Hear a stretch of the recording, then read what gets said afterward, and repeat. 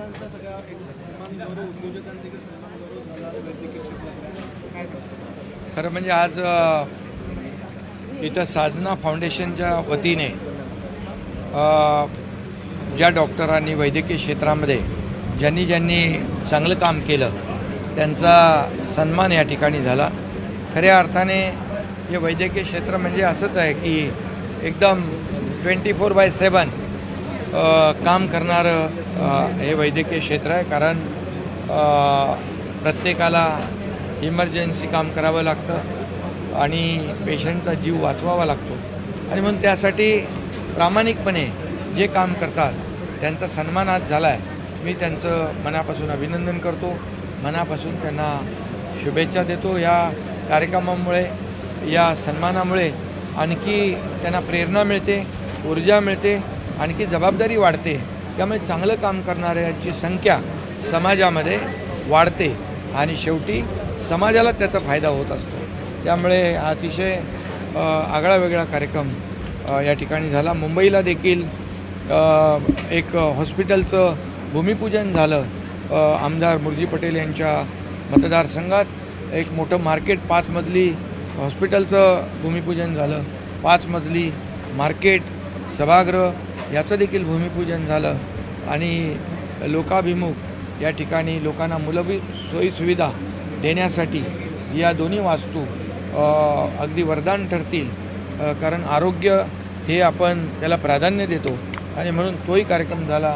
शिवसेनेमध्ये मोठ्या प्रमाणावर प्रवेश देखील अंधेरीमध्ये मुरजी पटेल यांच्या मार्गदर्शनाखाली झाला. त्यांचंही मी मनापासून स्वागत केलेलं आहे. असा आज दिवसभर एक लोकांना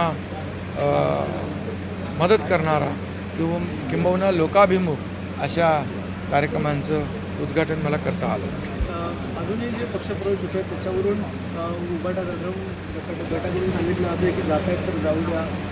ते खरं म्हणजे जगामध्ये असं उदाहरण आपल्याला कधी पाहायला मिळालं नसेल की जेव्हा पक्षातले लोक जातात, पदाधिकारी जातात, तेव्हा नेता आनंद व्यक्त करतो आणि सांगतो ज्याला जायचं आहे त्यांनी खुशाल जावं. परंतु जसं रोम जळत असताना निरो फिडल वाजवत होता, तसं मला वाटतं आपण आत्मपरीक्षण करण्याच्या ऐवजी, आत्मचिंतन करण्याच्या ऐवजी जे जात आहेत त्यांना जाऊ द्या आणि फक्त आरोप आणि शिव्याशाप याशिवाय दुसरं त्यांच्या याच्यामध्ये अजेंड्यामध्ये काही नाही. त्यामुळे मला एवढंच सांगायचं आहे की लोक विश्वासाने येत आहेत. जे 2.5 वर्ष आम्ही काम केलं, आता पुढची इनिंग आम्ही जे काही देवेंद्रजीने आमची टीम काम करते यावर लोकांचा विश्वास आहे आणि शिवसेना दिलेला शब्द पाळते. बाळासाहेबांचे विचार घेऊन पुढे चाललो आहे.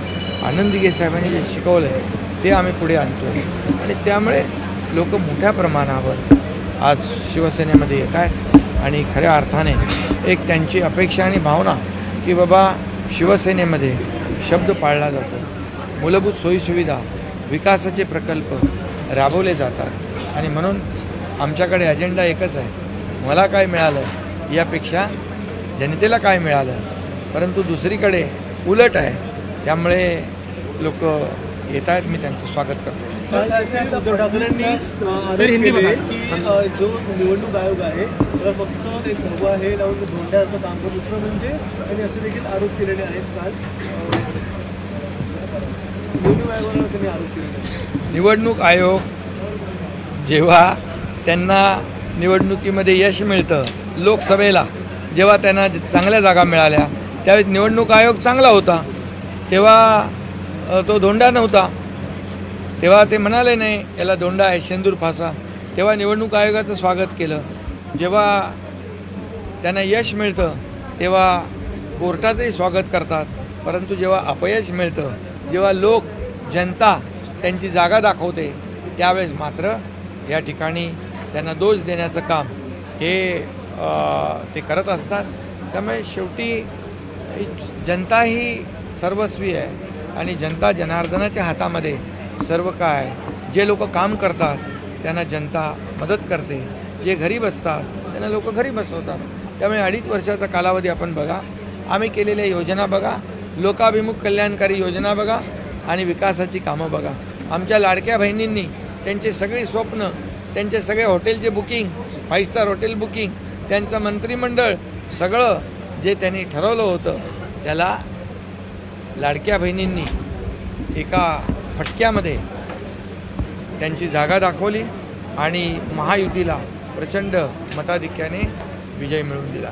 त्यामुळे आता मला कारणासाठी बाहेर पडले होते की महाविकास आघाडी काम करत नाही होते. काल त्यांनी एक्सेप्ट केलं उद्धव ठाकरे त्या मुलाखतीमध्ये की महाविकास आघाडी ही बरोबर नव्हती आणि लोकसभेला एकत्रित काम केलं पण विधानसभेला मी जिंकणार असं मीपणाने काम केलं म्हणून आम्ही हरलो आणि काल एक्सेप्ट केलं. अरे बाबा, पेपरही त्यांचा, चाकरही त्यांचा, अरे काय त्याच्या मुलाखतीवर काय बोलायचं आहे मला, जाऊ दे ना.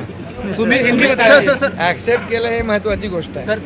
आणि आतापर्यंत जे जात आहे ते म्हणजे कचरा, तो कचऱ्याच्या डब्यात टाकतायत. आणि कधीही मी एक कार्यकर्ता आहे आणि एखादी व्यक्ती, एखादा कार्यकर्ता जेव्हा पक्ष सोडून जातो त्यावेळेस त्याचं आत्मचिंतन, आत्मपरीक्षण नेत्याने करायचं असतं. बाकी मला काय त्यांना जास्त काय सांगण्याची आवश्यकता नाही. सर, तुम्ही भाषणामध्ये त्यांनी की आपले जे आमदार आहेत त्याच्यामुळे कुठे ते तडा जातो म्हणून सल्ला उद्धव ठाकरे देतात. ते सगळ्यांना सल्ला देतात. आमदारालाच काय, निवडणूक आयोगाला देतात, हायकोर्टाला देतात, सुप्रीम कोर्टाला देतात.